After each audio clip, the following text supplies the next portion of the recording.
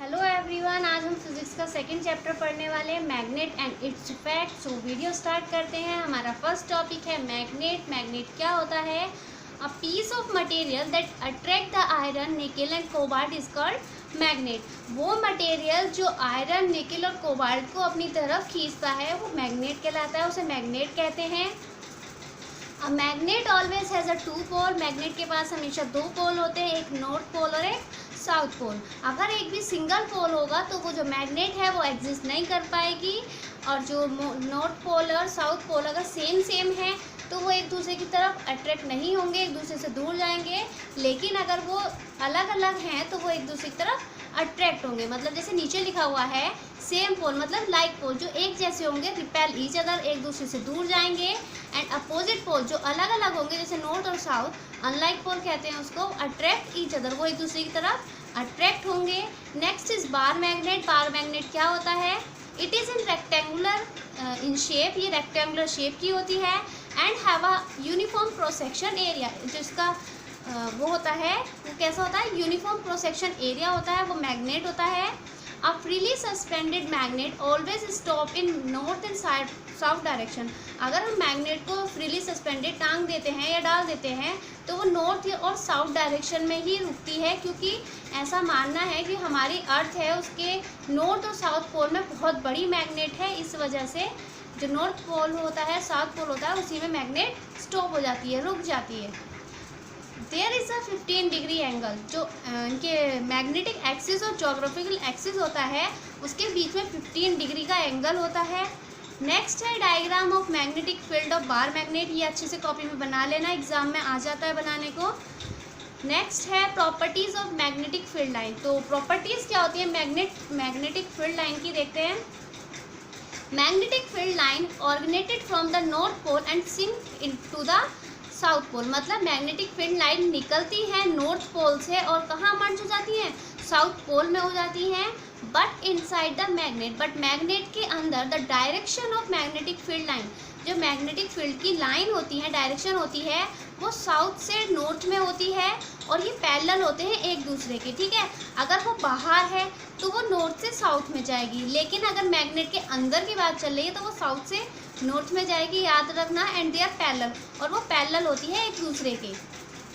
Magnetic field line do not intersect each other, जो magnetic field line होती हैं वो एक दूसरे को इंटरसेक्ट नहीं करती हैं। Magnetic field line at the pole are close to each other, जो मैग्नेटिक फील्ड लाइन होती हैं वो पोल के बहुत ज़्यादा क्लोज होती हैं। And the distance between them increases, उनके बीच की डिस्टेंस तब बढ़ती है as a magnetic field line move away from the pole, जब वो मैग्नेटिक फील्ड लाइन जो होती हैं पोल से दूर जाती हैं तब उनकी डिस्टेंस जो होती है बढ़ती है। नेक्स्ट है magnetic force is maximum. Magnetic force जो होता है तब ज़्यादा होता है एट द पोल, जब वो पोल पे होता है, क्योंकि वहाँ डिस्टेंस जो होती है उनके बीच की बहुत कम होती है, इस वजह से वहाँ फोर्स जो होता है बहुत ज़्यादा होता है। नेक्स्ट है मैग्नेटिक फील्ड। मैग्नेटिक फील्ड क्या होता है? The space surrounding a magnet, magnet के चारों तरफ का जो स्पेस होता है इन विच मैग्नेटिक फोर्स एक्सर्ट, जहाँ पे कोई फोर्स लगता है, मैग्नेटिक फोर्स लगता है, उसे मैग्नेटिक फील्ड कहते हैं। मैग्नेटिक फील्ड लाइन क्या होता है? मैग्नेटिक लाइंस ऑफ फोर्स, जो मैग्नेटिक फील्ड मतलब इसको ये भी कहते हैं मैग्नेटिक लाइंस ऑफ फोर्स। तो ये होता है क्या? मैग्नेटिक फील्ड लाइंस वो लाइनें होती हैं that are drawn in magnetic field, जो कि ड्रॉ की जाती है मैग्नेटिक फील्ड में, along which north pole would move, जहाँ से नॉर्थ पोल मूव होता है। Next is compass. कंपास क्या होता है? इट इज़ टिनी डिवाइस, ये बहुत छोटी सी डिवाइस होती है magnet that can freely only in horizontal direction, जो कि हॉरिजॉन्टल डायरेक्शन में फ्रीली अवेलेबल होती है। Compass is use to find the direction of magnet field at a given point. मतलब कंपास हमें हेल्प कराता है डायरेक्शन निकलवाने में मैग्नेटिक फील्ड की किसी भी गिवन पॉइंट पर। नेक्स्ट है diagram of magnetic field with the help of compass. Compass की हेल्प से मैग्नेटिक फील्ड देख लेते हैं।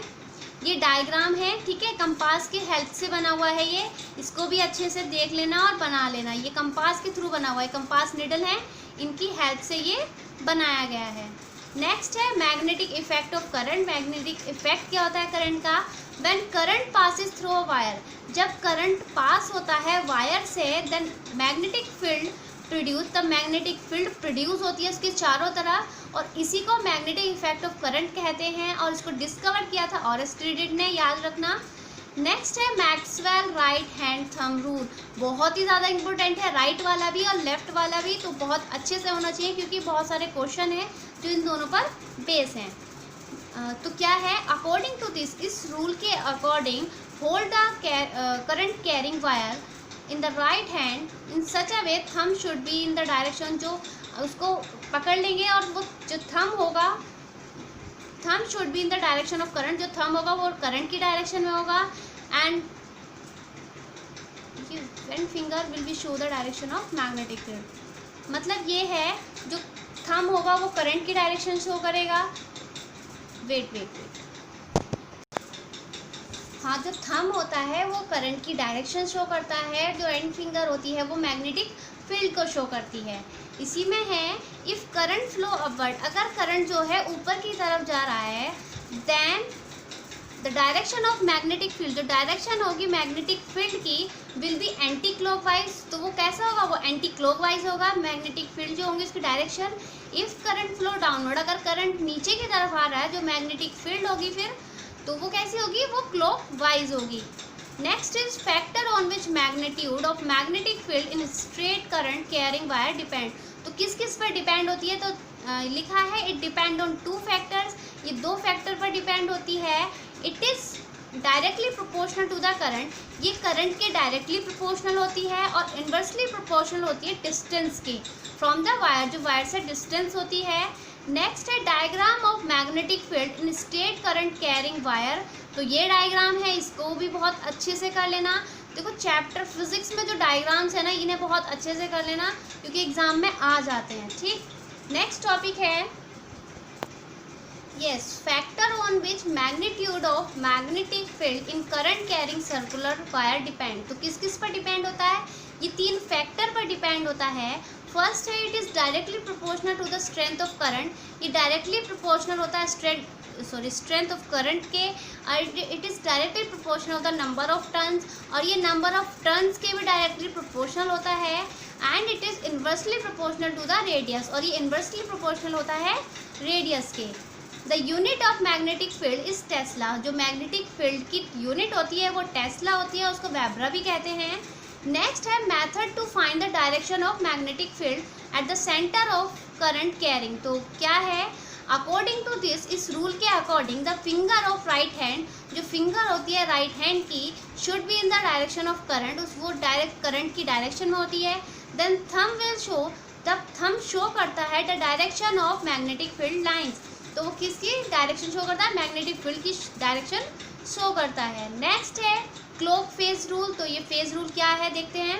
If the current flow in the loop, जब करंट फ्लो होता है लूप में क्लॉकवाइज में, then it behave like a south pole, तब वो बिहेव करता है साउथ पोल के जैसे।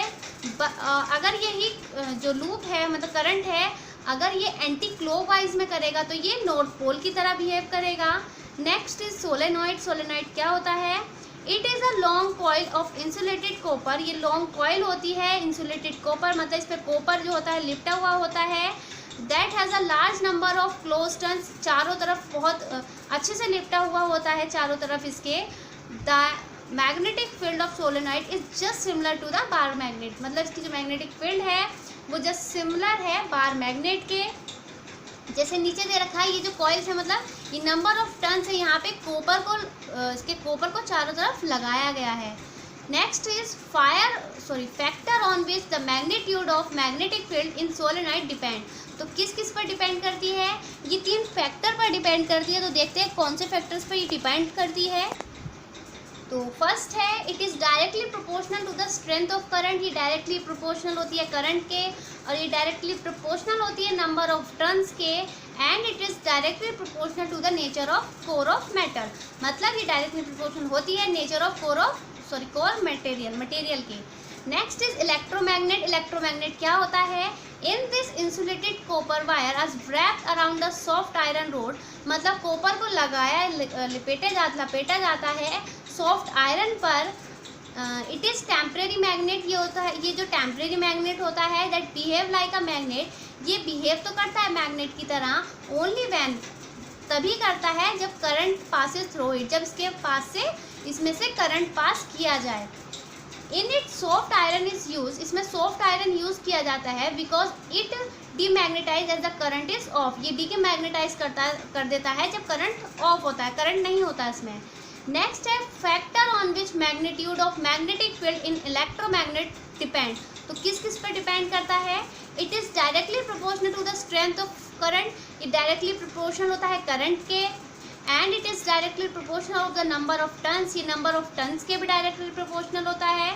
It is inversely proportional to the air gap between the pole, और ये इन्वर्सली प्रोपोर्शनल होता है एयर गैप के, जो कि पोल के बीच में होता है। नेक्स्ट है difference between bar and electromagnet, तो क्या डिफरेंस है। बार मैग्नेट जो होती है एक परमानेंट मैग्नेट है और इलेक्ट्रोमैग्नेट एक टेम्परेरी है। जो बार मैग्नेट होती है इसमें पोल कैन नॉट बी चेंज, उसमें पोल चेंज नहीं कर सकते, बट इलेक्ट्रोमैग्नेट में हो सकते हैं। Third is its strength can not be change, इसकी जो स्ट्रेंथ होती है वो भी चेंज नहीं कर सकते, बट इलेक्ट्रोमैग्नेट में चेंज कर सकते हैं, इसे याद कर लेना। When current carrying wire is placed in a magnetic field, अगर कोई करंट कैरिंग वायर है, तार है, उसको मैग्नेटिक फील्ड में रखते हैं, देन अ फोर्स एक्ट, तब उस पर एक फोर्स लगता है ऑन इट, उस पर, due to the interaction of magnetic field, किसके, मैग्नेटिक फील्ड की इंट्रैक्शन की वजह से, of current carrying wire and the magnetic field of the magnet. Next है इसमें the value of force will be maximum, force है उसकी वैल्यू बहुत ज़्यादा हो जाती है when current wire carrying wire is placed, उसे परपेंडिकुलर रख दिया जाए इन द मैग्नेटिक फील्ड में, and the value will be minimum, उसकी वैल्यू मिनिमम हो जाएगी अगर उसको पैरेलल रख दिया जाए, ठीक है। मैक्सिमम तब होगी जब उसको हम, कहाँ लिखा था, परपेंडिकुलर रखेंगे, और अगर वो उसको कम लाना है, मतलब अगर वैल्यू कम है तो value of force will B come, minimum कब होगी, जब वो पैरेलल में होगी। The direction of force can be change, जो फोर्स की डायरेक्शन है वो चेंज कर सकते हैं, either by changing the direction, उसकी डायरेक्शन चेंज करके करंट की, और by the changing the direction of magnetic field, direction किसकी चेंज कर सकते हैं, और मैग्नेटिक फील्ड की डायरेक्शन चेंज कर सकते हैं, उसकी डायरेक्शन चेंज करने के लिए। Next is Fleming left hand rule, तो इस रूल में क्या है, अकॉर्डिंग टू दिस रूल, इस रूल के अकॉर्डिंग होल्ड द थंब, इसमें थंब होगा, फोर फिंगर और सेंटर फिंगर होगी ऑफ लेफ्ट हैंड के परपेंडिकुलर, एक दूसरे के perpendicular. If four finger show, जो फोर फिंगर है वो शो करती है डायरेक्शन ऑफ मैग्नेटिक फील्ड की direction, and the centre finger show, जो सेंटर फिंगर है वो शो कर रही है करंट की direction, and thumb will show the direction of force. तो ये क्या है, फ्लेमिंग का लेफ्ट हैंड रूल है, और राइट हैंड मैंने आपको बता दिया, दोनों को बहुत अच्छे से पढ़ लेना, एग्जाम में ज़रूर होता है। नेक्स्ट इज मोटर क्या होता है, इट इज़ अ डिवाइस, वो device that convert electrical energy into mechanical energy, वो डिवाइस जो इलेक्ट्रिकल एनर्जी को चेंज कर देती है मैकेनिकल एनर्जी में। प्रिंसिपल ऑफ मोटर का क्या प्रिंसिपल है, व्हेन करंट कैरिंग कॉइल, जो करंट कैरिंग कॉइल होती है, is placed in magnetic field, अगर उसे मैग्नेटिक फील्ड में रख दिया जाए तब उस पर एक फोर्स लगेगा, उसकी वजह से जो होगी वो रोटेटिंग, मतलब घूमना शुरू कर देगी। अब कंस्ट्रक्शन क्या होती है मोटर की, वो कंस्ट्रक्शन देख लेते हैं। तो ये कंस्ट्रक्शन है, बहुत ज़्यादा इंपॉर्टेंट है, मोटर और जनरेटर दोनों बहुत ही ज़्यादा है, एक ना एक तो आता ही है एग्जाम में, सो अच्छे से कर लेना। तो क्या है इसमें, प्लेस द रेक्टेंगुलर कॉइल, एक रेक्टेंगुलर कॉइल है ABCD, ये दिख रहा है आपको ABCD, ठीक है। Connect the end of this coil, जो इसके कॉइल के एंड हैं उसे कनेक्ट कर देंगे टू द स्प्लिट रिंग से, ठीक है। एंड स्प्लिट रिंग कनेक्ट, और स्प्लिट रिंग को कनेक्ट करेंगे कार्बन ब्रश से, ये कार्बन ब्रश से कनेक्ट कर रखी है। एंड दिस कार्बन ब्रश, और इन कार्बन ब्रश को कनेक्ट कर देंगे to the switch of the battery के स्विच से कनेक्ट कर देंगे, ठीक, कनेक्ट कर दिया। अब इसकी वर्किंग क्या होती है, तो working of motor as in the arm AB में अगर हम करंट फ्लो करेंगे, मतलब इसमें अगर हम करंट फ्लो करेंगे from A to B, so on applying Fleming left hand rule, तब हम इसमें फ्लेमिंग का लेफ्ट हैंड रूल लगाएंगे तो हमें क्या पता चलेगा, the direction of force on is arm, जो उसकी डायरेक्शन ऑफ फोर्स होगी वो उसकी आर्म पे होगी, डाउनवर्ड होगी। इन द आर्म CD, अगर CD में करंट फ्लो किया जाए तो उसमें भी फ्लेमिंग का लेफ्ट हैंड रूल लगाएंगे तो पता चलेगा जो फोर्स है वो कहाँ जा रहा है, मतलब डायरेक्शन ऑफ फोर्स अपवर्ड, ठीक, ऑन दिस आर्म अपवर्ड ऊपर की तरफ होगा। Due to this force motor will rotate, इसी की वजह से जो मोटर होगी वो रोटेट होगी continuously in anti clock direction, anti clock direction में होगी। The function of carbon brush, carbon brush का जो फंक्शन होता है is to provide lubrication along with the passage of current, मतलब लुब्रिकेशन प्रोवाइड कराता है करंट को पास होने के लिए। The function of split ring, जो स्प्लिट रिंग का फंक्शन होता है is to change the direction, direction change करने के लिए करंट की in the arm as a coil, arm में एज अ कॉइल की तरह passes through the vertical position due to which coil will rotate in one direction, इसी की वजह से जो होती है कॉइल एक ही डायरेक्शन में रोटेट करती है। नेक्स्ट है इलेक्ट्रोमैग्नेटिक इंडक्शन। इलेक्ट्रोमैग्नेटिक इंडक्शन क्या होता है? The production of current, current का वो production with the help of magnetism, magnetism की हेल्प से उसे इलेक्ट्रोमैग्नेटिक इंडक्शन कहते हैं। It was discovered by Joseph Henry, इसे जोसेफ हेनरी और माइकल फैराडे ने डिस्कवर किया था। In this method induce current is produce, इसमें जो होता है इंड्यूस करंट प्रोड्यूस होता है only when the magnetic field change in the coil, जब मैग्नेटिक फील्ड जो होती है चेंज होती है कॉइल में। The direction of induce current, जो डायरेक्शन होती है इंड्यूस करंट की इन सच अ वे इट अपोज, वो उसका अपोज करती है, मतलब उसे अपोज करती है, उसका सामना करती है the motion of the magnet, and उसे कहते हैं लेंस फोर्स। ठीक है, मतलब क्या है? The direction of induce current की जो डायरेक्शन होती है वो इस तरीके से होती है, वो अपोज करती है, उसका विरोध करती है the motion of the magnet, motion magnet के मोशन का, और उसे ही हम लेंस लॉ कहते हैं। नेक्स्ट है Fleming right hand rule, sorry हमने लेफ्ट ऊपर पढ़ा था, राइट ये है, वो दूसरा रूल था। सो इसमें क्या है? अकॉर्डिंग टू दिस रूल, इस रूल के अकॉर्डिंग होल्ड द थंब, हमें थंब चाहिए, फोर फिंगर और सेंटर फिंगर एक दूसरे के परपेंडिकुलर होनी चाहिए राइट हैंड की, जिसमें कि थंब जो होगा वो शो करेगा मोशन, ठीक है, फोर फिंगर जो है वो शो करेगी मैग्नेटिक फील्ड, और जो सेंटर फिंगर है वो इंड्यूस करंट को शो करेगी। ठीक, ये है फ्लेमिंग का right hand rule. Next is generator. Generator क्या होता है? It is a device that convert mechanical energy into electrical energy, वो डिवाइस जो मैकेनिकल एनर्जी को चेंज कर देती है इलेक्ट्रिकल एनर्जी में। इसका प्रिंसिपल क्या है? It work on electromagnetic induction. जो जनरेटर होता है वो इलेक्ट्रोमैग्नेटिक इंडक्शन पर काम करता है। तो उसका कंस्ट्रक्शन क्या है देखते हैं। तो ये है कंस्ट्रक्शन जनरेटर का, इसको भी अच्छे से बना लेना, जैसे मोटर का था, बस इसमें थोड़ा सा है, ये यहाँ पे डिफरेंट हो जाता है, यहाँ कुछ और था और इसमें कुछ और है, वरना ऊपर का दोनों का सेम है। प्लेस द रेक्टेंगुलर कॉइल, एक रेक्टेंगुलर कॉइल रख रखी है ABCD, एक दूसरे के परपेंडिकुलर है in the magnetic field. Connect the both and, उनके जो दोनों एंड हैं ऑफ द कॉइल, कॉइल के उन्हें कनेक्ट कर देंगे टू द स्लिप S1 और S2, S1 और S2 से कनेक्ट कर देंगे। And this slip ring are connected, और इन स्लिप रिंग को भी कनेक्ट कर देंगे ब्रुश 1 से और ब्रुश 2 से, that is connect to the galvanometer, जो कि कनेक्ट है गैल्वेनोमीटर से। ठीक है, ये S1 है S2 थे, इन्हें भी कनेक्ट कर दिया है गैल्वेनोमीटर से। सो वर्किंग क्या है? As an arm AB is moving upward, अगर आर्म AB जो है वो मूव कर रही है ऊपर की तरफ, ऑन अप्लाइंग फ्लेमिंग, उसमें जब फ्लेमिंग का राइट हैंड रूल लगाएंगे हमें पता चलेगा जो करंट है वो A से B तक जा रहा है as the arm CD।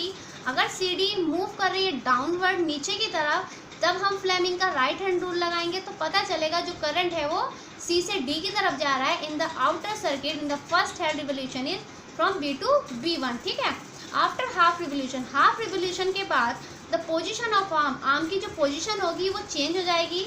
So the direction of current in both arm also change, उसके जो डायरेक्शन होगी करंट की वो भी चेंज हो जाएगी, due to which in outer circuit the direction current become B1 to B2, तो जो इसकी डायरेक्शन हो जाएगी वो क्या हो जाएगी? वो B1 से B2 हो जाएगी।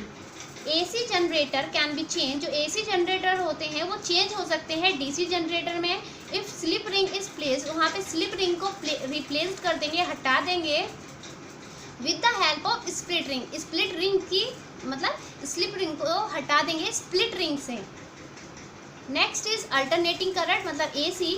In this direction of current, इसमें जो होता है द डायरेक्शन होती है करंट की वो चेंज हो जाती है after the fix interval of time, कुछ टाइम के बाद। जैसे ये है, ठीक है, ये करंट मूव कर रहा है, कैसे मूव कर रहा है? तो डायरेक्शन चेंज हो रही है यहाँ, तो ये क्या है? ये AC है, alternative current. Next is DC direct current. In this the direction of current does not change, यहाँ पे करंट की जो डायरेक्शन होती है वो चेंज नहीं होती है, देखो आप कंटिन्यूसली ऐसे ही चल रही है। In India the frequency of current, जो फ्रीक्वेंसी है करंट की इंडिया में वो 50 हर्ट्ज से, मतलब इसका मतलब है जो 50 साइकिल कंप्लीट कर रहा है एक सेकेंड में, और जो ये है current change 100 times direction in 1 second. Current जो चेंज होता है 100 time direction in 1 second. In our house wiring there are 2 type of circuit. हमारे जो घर की वायरिंग होती है उसमें 2 टाइप के सर्किट होते हैं, एक लाइट होता है, दूसरा पावर। तो लाइट क्या होता है, इन दिस 5 एम्पियर फ्यूज, इसमें 5 एम्पियर के फ्यूज वायर इज यूज, वहाँ यूज़ किए जाते हैं। In this circuit as all the light electrical appliances, इस जो सर्किट में जो अप्लायंसेज इलेक्ट्रिकल अप्लायंसेज जैसे फैन है, बल्ब है, वो कनेक्ट होते हैं। नेक्स्ट है पावर, इसमें क्या क्या कनेक्ट होता है, इसमें जो होते हैं 15 एम्पियर के फ्यूज़ लगाए जाते हैं, क्योंकि इसमें हैवी इलेक्ट्रिकल अप्लायंसेज लगते हैं, जैसे एसी है, हीटर है, वो सब कनेक्ट होते हैं। अब आपने देखा होगा वायर जो होती है 3 तरीके की होती हैं, ठीक है। तो पहले तो जो कलर था वो बताऊंगी, जो न्यू कलर है फिर वो बताऊंगी मैं आपको, ठीक है। तो वायर है, लाइव वायर जो होता है पहले रेड कलर का होता था, अब वो ब्राउन कलर का हो गया है। न्यूट्रल है, वो पहले ब्लैक कलर का आता था, अब लाइट ब्लू आने लगा है। जो अर्थ वायर है वो पहले ग्रीन का आता था, अब भी ग्रीन का आता है, और येलो का भी आता है। The function of earth wire is to protect, जो फंक्शन होता है अर्थ वायर का वो प्रोटेक्ट करता है हमें फ्रॉम शॉकिंग इफेक्ट, किसी शॉकिंग इफेक्ट से ऑफ द करंट के। नेक्स्ट है शॉर्ट सर्किट। शॉर्ट सर्किट क्या होता है, when live wire touch the neutral wire, जब लाइव वायर जो होता है न्यूट्रल वायर को टच कर देता है, huge amount of current flow, उसकी वजह से जो होता है बहुत ज़्यादा करंट फ्लो होने लगता है सर्किट में, जिसकी वजह से शॉर्ट सर्किट हो जाता है, ठीक, ये होता है शॉर्ट सर्किट। नेक्स्ट है ओवरलोडिंग। ओवरलोडिंग क्या होता है, when all the heavy electrical appliances, जब बहुत ज़्यादा हैवी इलेक्ट्रिकल अप्लायंसेज जो होते हैं घर के, are switch at one time, उन्हें लगा दिया जाता है एक ही टाइम पे, तब बहुत ज़्यादा करंट फ्लो होता है सर्किट में, जिसकी वजह से वो ओवरलोडिंग हो जाती है। इस कंडीशन को ओवरलोडिंग कहते हैं। नेक्स्ट है फ्यूज़ वायर। फ्यूज़ वायर क्या होता है, इट इज़ शॉर्ट, ये बहुत छोटा होता है, थिन होता है, बहुत पतला होता है, टिन प्लेटेड होता है। दैट मेल्ट, वो पिघल जाता है when current Passage through it, जब करंट इसके पास से थ्रू मतलब करंट या इसके पास से पास होता है अबव द सेफ वैल्यू, ठीक है, सेफ वैल्यू से अबव, उससे ऊपर भी। Fuse wire is connected in series in live wire, जो फ्यूज वायर होता है वो सीरीज में कनेक्ट किया जाता है लाइव वायर के साथ। Being thin the resistance of fuse wire increase, जो रेसिस्टेंस होता है फ्यूज वायर का इंक्रीज हो जाता है, क्योंकि it more heating effect creating the comparison of house wiring, इसकी वजह से, क्योंकि हीटिंग इफेक्ट की वजह से बहुत ज़्यादा कंपैरिजन हो जाता है हाउस वायरिंग पे, इस वजह से जो होता है ये इसका रेजिस्टेंस जो होता है बहुत ज़्यादा बढ़ जाता है। Being tin plated the melting point of it decreases, tin plate की वजह से इसका जो मेल्टिंग पॉइंट होता है वो बहुत घटता रहता है। Fuse wire work on heating effect of the current, जो फ्यूज वायर होते हैं वो उनका जो काम होता है वो क्या होता है, on heating effect of current, heating effect of current. Next is MCB मतलब मिनिएचर सर्किट ब्रेकर। तो क्या होता है, MCB at its work on a magnetic effect of current, तो ये किस पे काम करती है, मैग्नेटिक इफेक्ट ऑफ करंट पर काम करती है। Next is circuit diagram of house wiring. तो क्या होता है, ये है बेसिक हाउस की वायरिंग, ठीक है, ये बुक्स में भी अवेलेबल है, आप चाहे तो बुक्स में बना लेना है या इसमें से बना लेना, लेकिन बना ज़रूर लेना, ये भी बहुत इंपॉर्टेंट है। सो हमारा सेकंड चैप्टर फिजिक्स का कंप्लीट हो गया है। अगर आपको कोई डाउट है तो मुझे कमेंट बॉक्स में ज़रूर बताना, मैं नेक्स्ट वीडियो में आपके कमेंट क्लियर कर दूँगी। So thank you.